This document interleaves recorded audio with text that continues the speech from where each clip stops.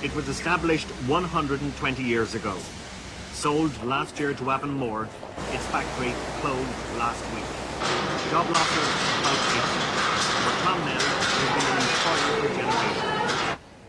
Oireachtas, council and corporation officials and representatives met with the Avonmore management this afternoon for 2 hours. As one source said before the meeting, there is no going back on the closure decision.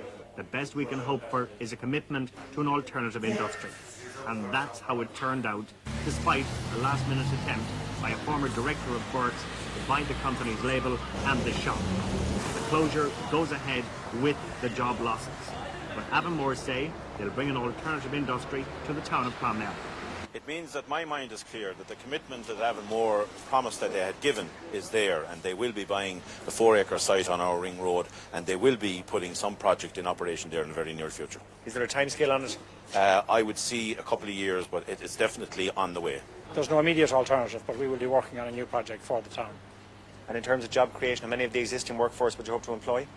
That will depend on the industry that we put together, and it will depend on the anxiety of people to retrain and be suitable for a new venture. Clonmel, now like its Tipperary neighbour Thurles, must accept the closure of one of its biggest employers.